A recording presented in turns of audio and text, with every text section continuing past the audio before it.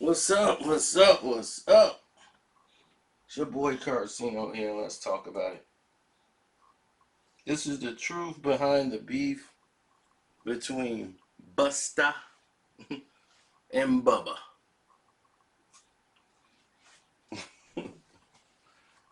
Oh, naturally, if I say Busta or Bubba, you would assume I'm talking about, oh man, they finna have a lawsuit over likeness rights or something. No, old Busta Rhymes. Busta Rhymes. You wanna bust a bus? Do you wanna bust a bus? Anyway, old bust a bus. Busta Rhymes. The song with Janet Jackson was probably his largest song he ever did. Where Your Eyes Can See, Fired Up, all those hits. All this time he was with Violator, managed by Chris Lighty at the time. And Chris Lighty, unfortunately passing, left the company, the management company, plus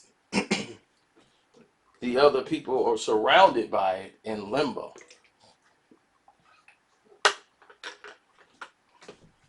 And this turned into a whole different chains of events. So while Buster never really had to worry about, he had his personal manager, but Chris took care of most of the business. Matter of fact, he took care of almost all of the business. Now,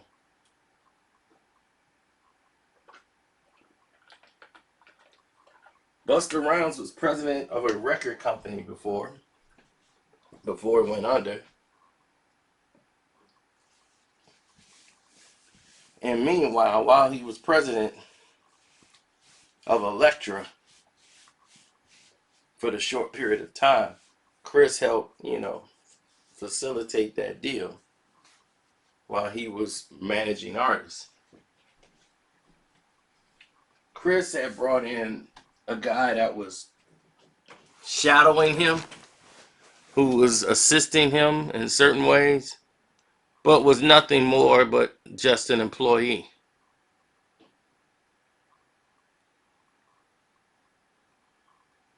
So when you look at all of the things in plays, Rashim, Bubba, Barker, you know, this guy has been going around using false representation, according to Buster, using false representation on old Buster Bus. See, what Rashim did was saw an opportunity and took advantage of it. So not only was he getting hired by Buster, and Buster was associating with him a lot because he was cool with Chris Lighty and he was working over there. He basically was paying him to be almost like an employee. But Starbus, he never was his manager, and Blitz was his manager. Now, when you look at the scenarios and you look at all the situations that transpired doing that, there's a lot of companies and a lot of businesses around the world that were affected. Now, most of the promoters or booking agents or whoever, they contact who they can to try to someone put them in contact with somebody who's in charge. So they naturally would go through Violator to try to get Busta Rhymes on a performance. So going through this performance to try to book him, you know, on his own, it's a situation where it's sad because he wanted to be Buster's manager. Busta says, I already got a manager. And out of bitterness, this guy decided to screw up Busta's career, and go from there. Now, Busta had to put a statement out to let all promoters and booking agents know that Rasheen.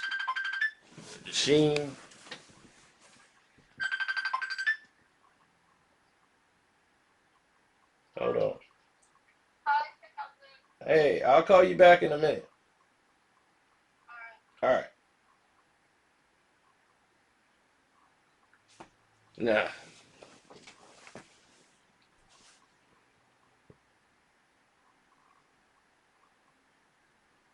Okay. Sorry about that. Now, where was we at?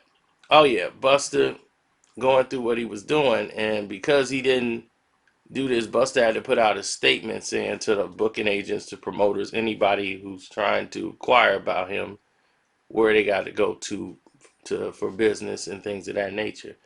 Because this guy Bubba was falsely ruining all possible future business for Busta Rhymes, and been caught stealing from about 300 to 400,000 from different promoters.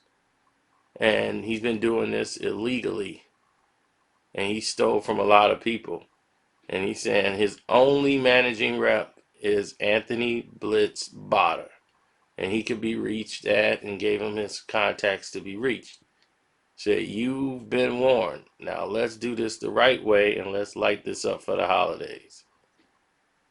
So here's the problem. See, Busta was unaware these situations were happening because, people who saying, hey, I paid money to you for this. And Busta said, I didn't get any money, which he didn't. Promoters were foolishly depositing the money to Bubba's personal account.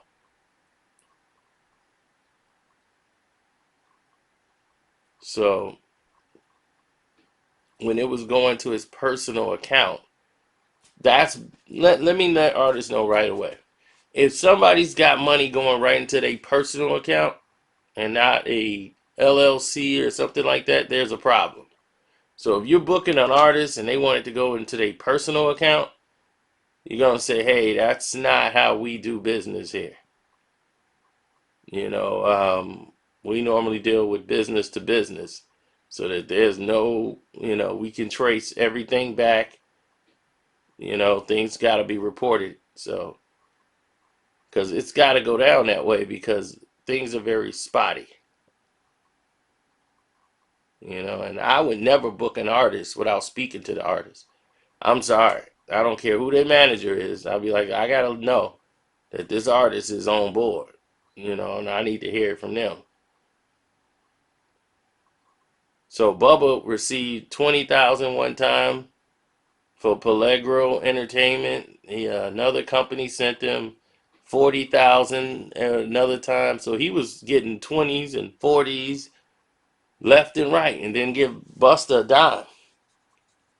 Then for expenses for a trip one time, they paid Bubba instead of paying Busta's manager, and they refused to give Busta hotel accommodations and everything else. Like, we gave you the 8,000 for it already.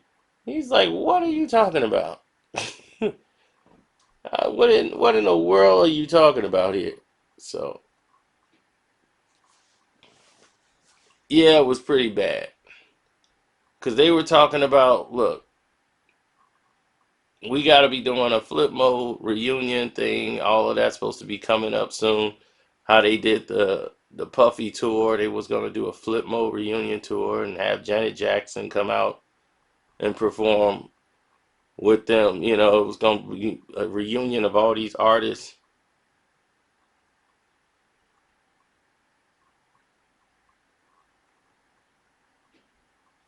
So there it is.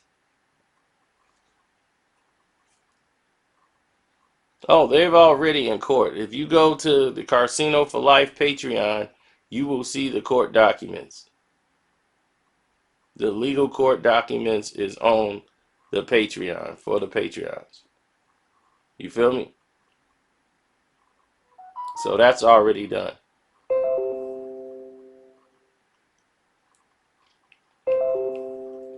Oh, great. Now they're finna blow me up today. What's going on?